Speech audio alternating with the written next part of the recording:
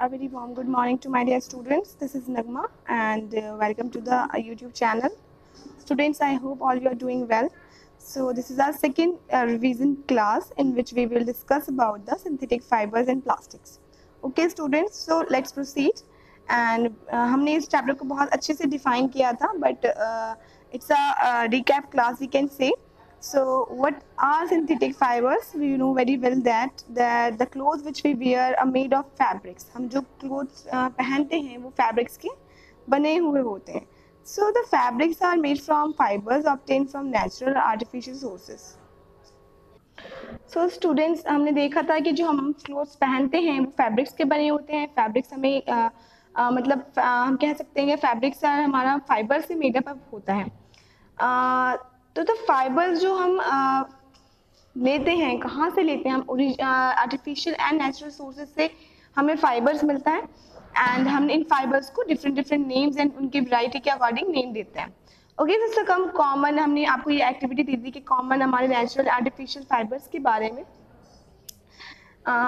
So students, जो synthetic fibres होते हैं उनको हम मैन मेड फाइबर्स भी कहते हैं. क्यों? You have read in your previous class that natural fibers like cotton, wool, silk, etc. obtained from plants or animals. क्योंकि naturally हम उसे क्यों natural बोल रहे हैं? Because वो हमें natural मतलब plant से मिल रहे हैं, उनका हम क्या कह सकते हैं, हम cultivation कर रहे हैं, वो animals के through मिल रहे हैं, हमें naturally sources से मिल रहे हैं. बट कुछ फाइबर्स ऐसे होते हैं जो हम सिंथेटिक फाइबर्स जिन्हें बोलते हैं on the other hand and are made by human beings, जो कि human beings के through बनाए हुए होते हैं. So that's why we are called that fibers the synthetic or man-made fibers. Okay. So we can say a polymers occur in nature also. Cotton, for example, is a polymer called cellulose. Cellulose is made up of a large number of glucose units. अगर हम किसी भी substance की smallest unit की बात करें तो हम क्या कहते हैं? मोनोमर. ठीक है, बहुत सारे मोनोमर आपस में जुड़ करके किस चीज का फॉर्मेशन करते हैं? पॉलीमर का फॉर्मेशन करते हैं. ओके, सो अगर हम फॉर एग्जांपल सेलुलोज ले रहे हैं तो सेलुलोज जो हमारा एक सब्सटेंस है किससे मिलकर के बना होता है? बहुत सारे ग्लूकोज यूनिट से मिलकर के बना हुआ होता है. ओके, सो अ सिंथेटिक फाइबर्स हमारा हम कह सकते हैं also a chain of small units joined together. जो हमारे सिंथेटिक फाइबर्स हैं वो बहुत सारे जो स्मॉल यूनिट्स हैं आपस में मिलकर के एक चेन के रूप में हम कह सकते हैं एक चेन बना लेते हैं और पॉलीमर की एक चेन बना लेते हैं और हमारा पूरा का पूरा फाइबर तैयार हो जाता है, फैब्रिक तैयार हो जाता है. So each small unit is actually a chemical substance. Many such small units combine to form a large single unit called polymer. बहुत सारे सब यूनिट्स जो स्मॉलर सब यूनिट्स आपस में मिलकर क्या बना रहे हैं? लार्ज सब यूनिट बना रहे हैं जिसको हम क्या बोल रहे हैं? पॉलीमर बोल रहे हैं. Okay, so the word polymer comes from two Greek words. हमारा जो पॉलीमर वर्ड है वो ग्रीक वर्ड है हमारा जो दो ग्रीक वर्ड से मिलकर के बना है. The poly meaning many and mer meaning part. बहुत सारे part, many parts of the single sub unit या many sub units we can say the we calling it the polymer. ये बहुत सारे हमारे पार्ट्स आपस में जुड़ करके यूनिट्स आपस में जुड़ करके पॉलीमर का फॉर्मेशन करते हैं. बहुत सारे मोनोमर आपस में जुड़ करके पॉलीमर बनाते हैं.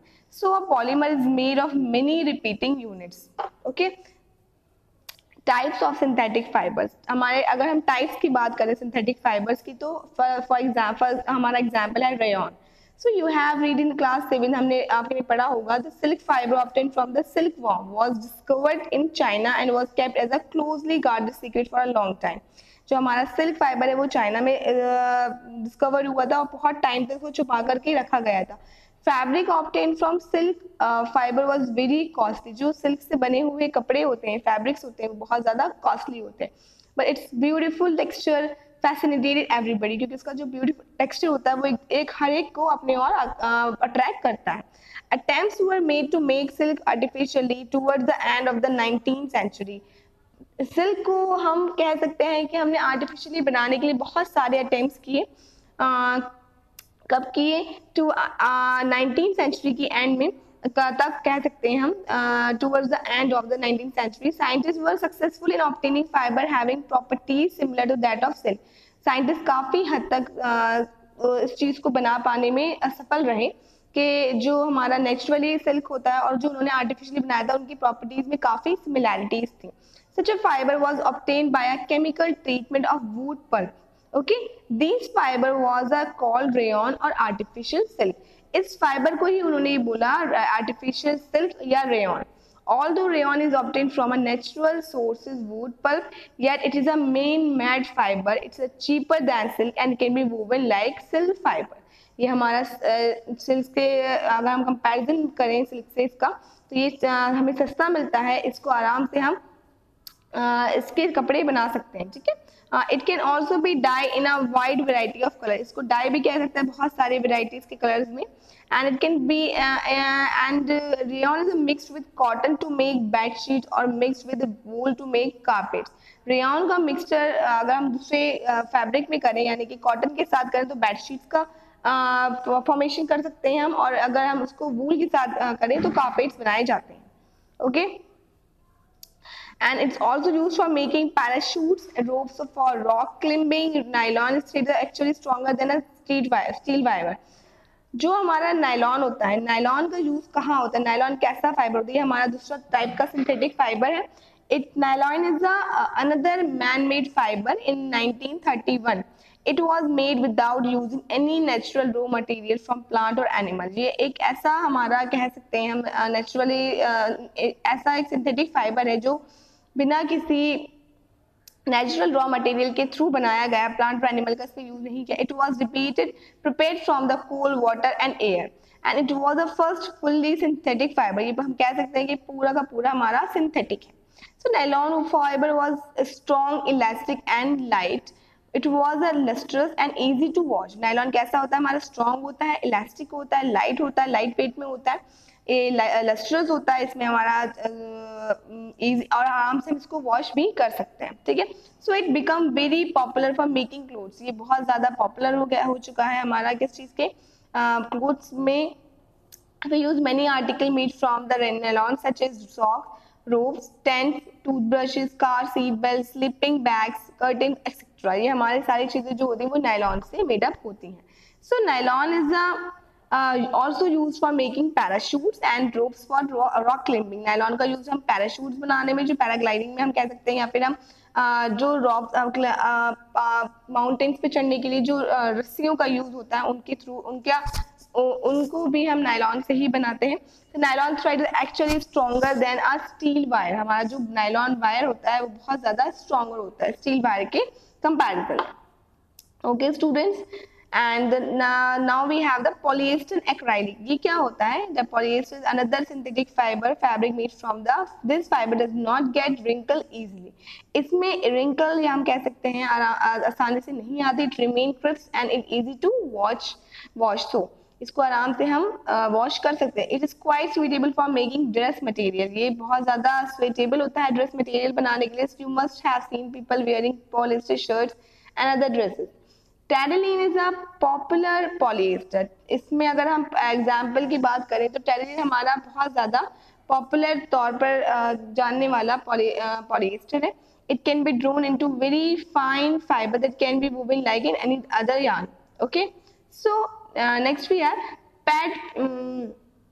polyethylene tetraphthalate is a very familiar form of polyester. जो हमारा पैड होता है वो बहुत ज़्यादा familiar form होता है polyester की. It is used for making bottles, utensils, films, wires and many other useful products.